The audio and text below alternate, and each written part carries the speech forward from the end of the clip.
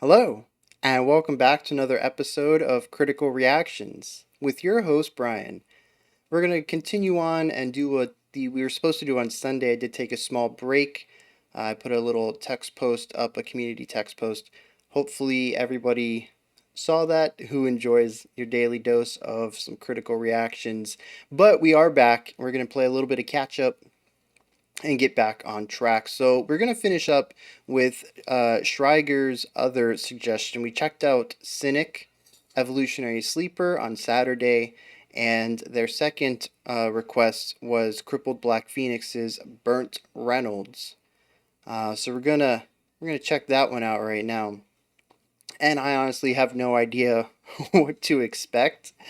Uh, Obviously, the song title is a play on the famous actor Burt Reynolds. Almost blanked out on it. Yeah, so famous, can't even remember. Um, a crippled black. I was just there's a lot of stuff going on with this naming. I don't even know where to begin. So let's just jump into this.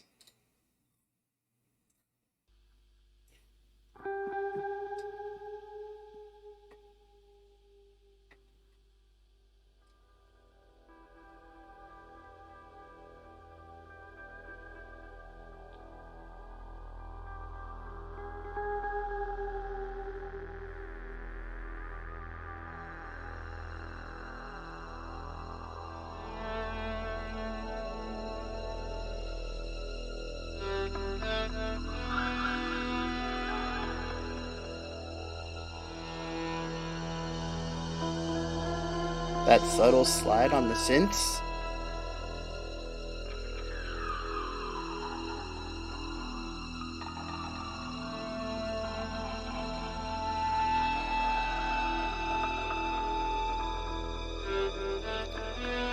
Yeah, so very slow atmospheric start.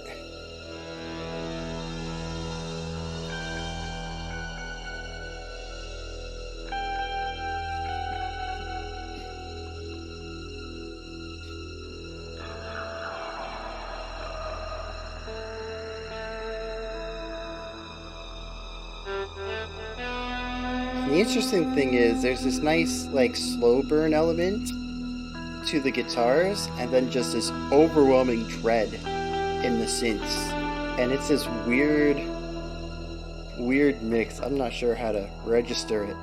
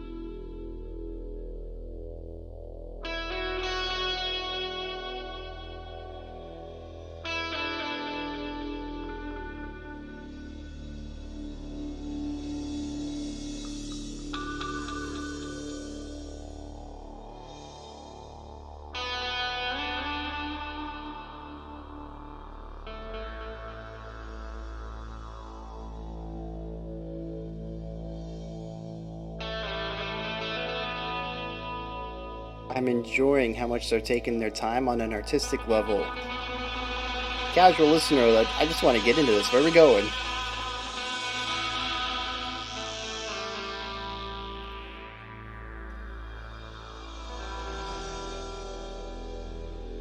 I like the foam mallets. Something we don't see a lot in rock and metal bands. It's a nice subtlety to the cymbal sounds you can get out of that.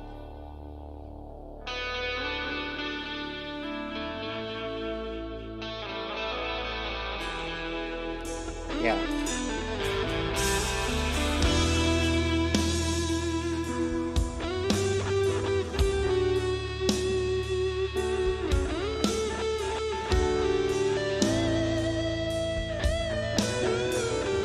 Ooh. Yeah, real bluesy.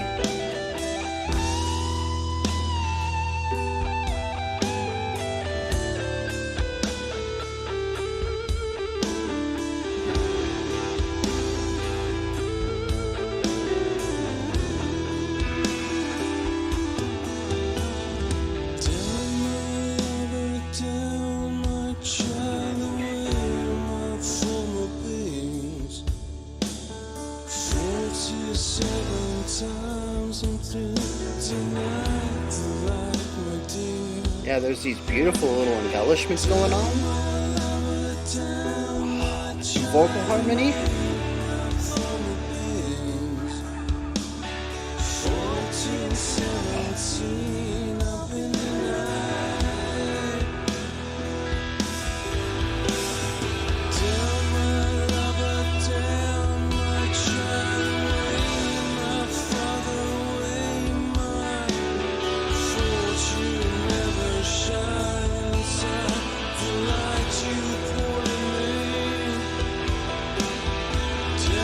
Yeah, just gorgeous. Golly.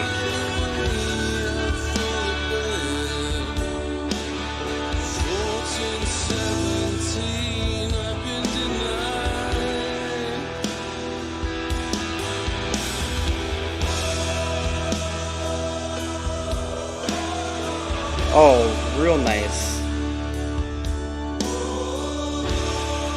Yeah, that's how you record a choir. Just get everyone in the room. That's so.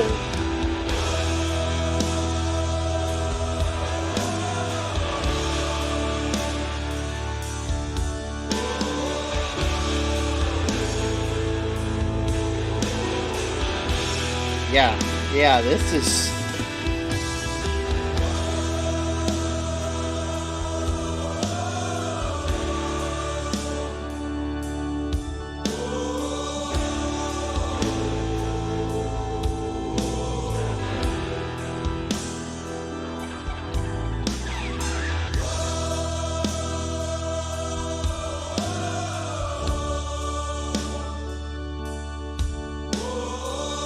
Yeah, and I like how we've slowly removed the layers during this section, really stripping it back.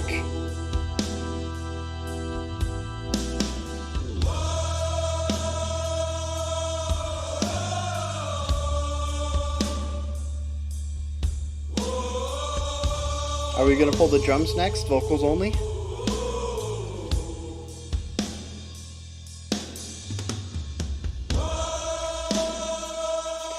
Oh, almost. We did strip back the drum line.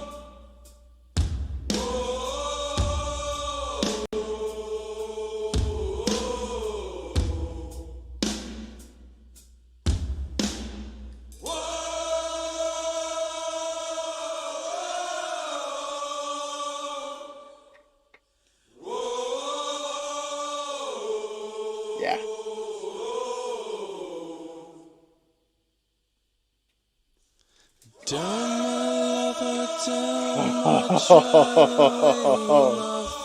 Yes. 47 times I'm told to hand my bottles in. Damn my lover, damn my child, away out for the bed. It's wrong to side away. And bring it back all at once.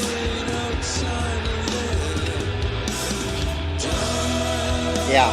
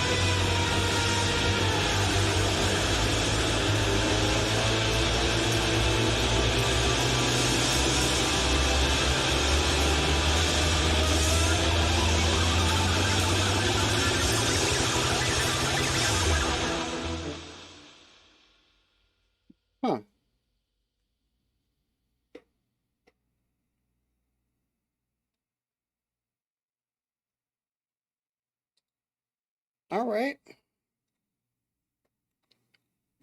So, huh,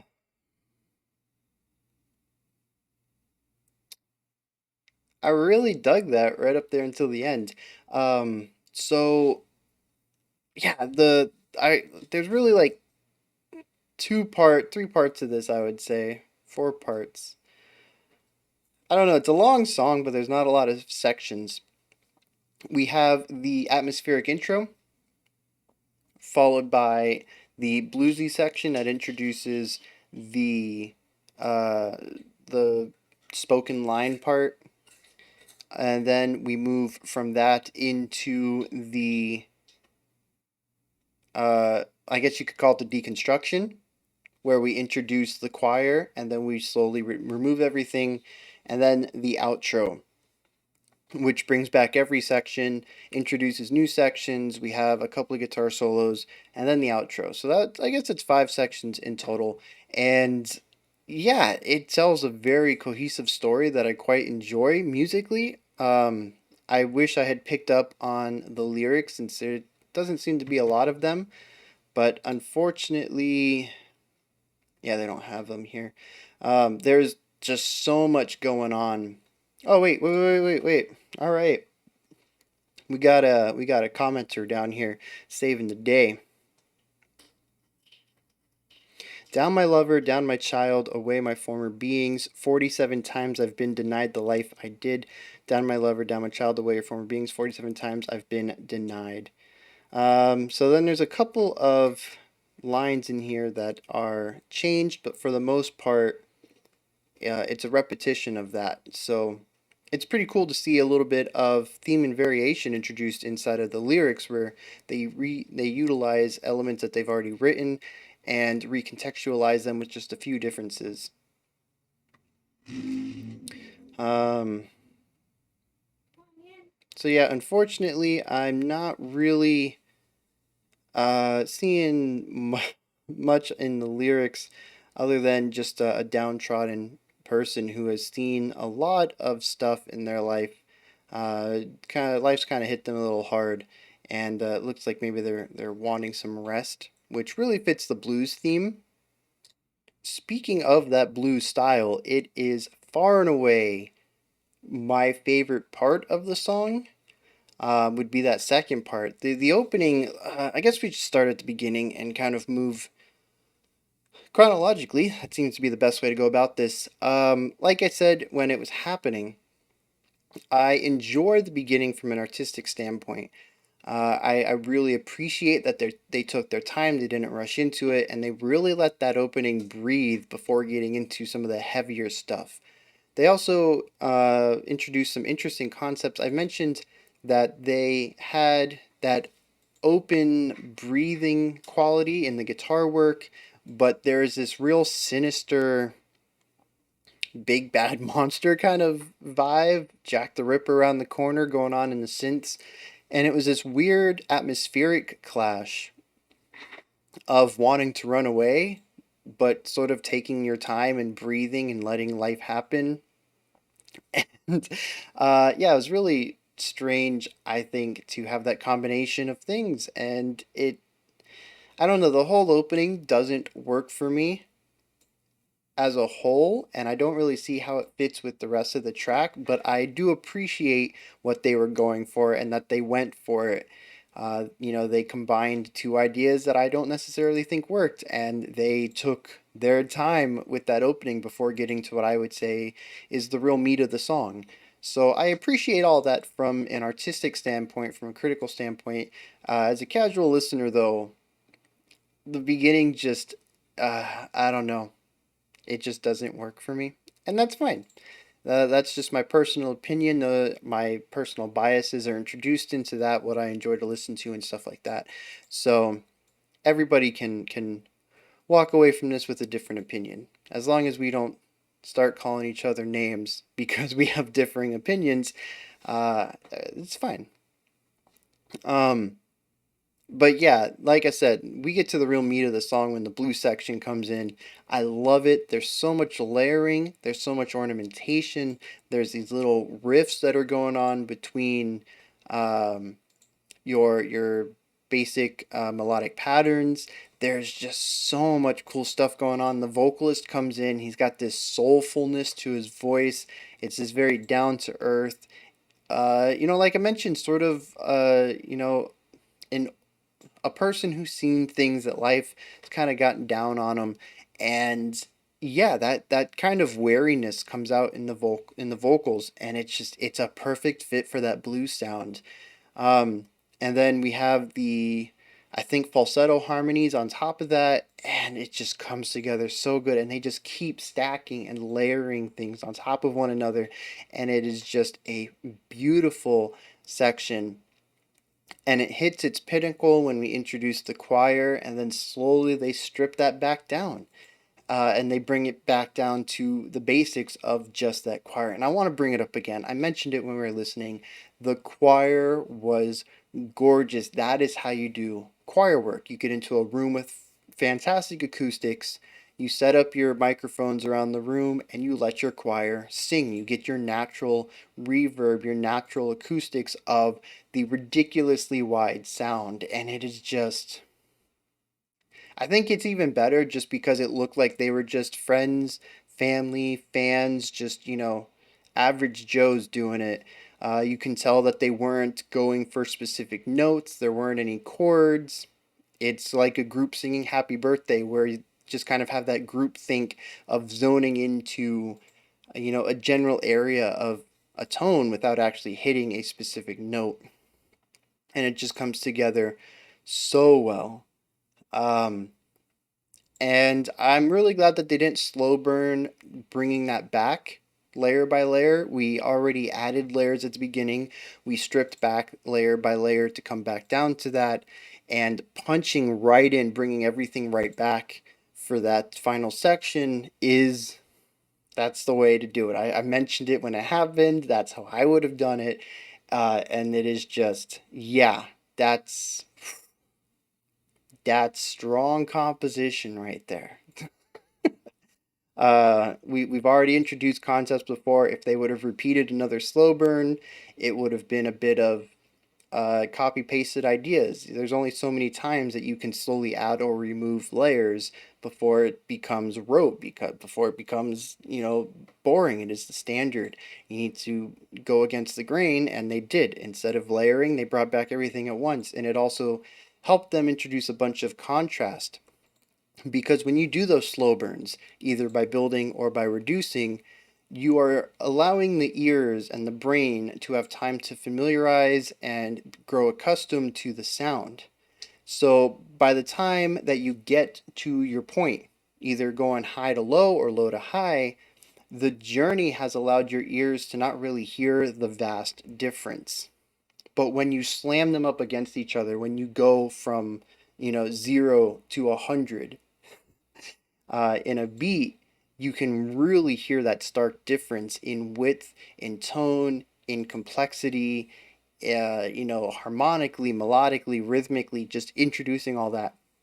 So they allow us to hear the gradual aspect of this growth and deconstruction, but they also present the idea juxtaposed, slammed next to each other, so that we can also hear just the drastic difference between the two. And it is just fantastic. Now, the outro kind of goes into like a post rock, just post rock chaos. Just strum as fast as you can, and I don't know if they have notes they're aiming for, that they're specifically aiming for these crunchy dissonant tones, or if they're just playing whatever they want. But it's chaotic, it's crunchy. There's a lot of dissonance there. It's uncomfortable for sure. It seems to be this spiral. We have some instruments sliding up while they're tremolo picking. We have some of the guitars sliding down while they're tremolo picking. We have this vortex of sound moving in both directions. It is very uncomfortable, at least for me. And I'm not sure how that fits into the story in the song. Unfortunately, it's kind of sits there in the same position that I feel about the opening, that I appreciate it on an artistic level, but I don't understand how it fits within the core of the song. We have an intro that it slowly doesn't introduce any aspects that we see. Well, I guess it kind of does. There's a couple of um, ideas that are replicated and kind of further explored in the bluesy section from the opening, but that like I said, that piano, the synth part, doesn't really fit, and then the outro introduces a lot of that same dissonance and crunchiness, and it's just a weird thing to slam against the blues that really takes up a lot of the rest of this. Um, the only thing I can think is maybe possibly this tells a whole story of a man's life, a person's life, where the beginning is, the birth of the person, and then the middle section is their life, and the outro is their death. And I can kind of see that as musical storytelling, but I'm not sure if I'm 100% about the lyrics there. However, if that is true, like I said, from an artistic point of view, I really enjoy what they're doing there. But to me, even as much as I didn't exactly enjoy the opening and the outro, the middle 8 minutes is still well worth it for me. And I would listen to this song again just for that.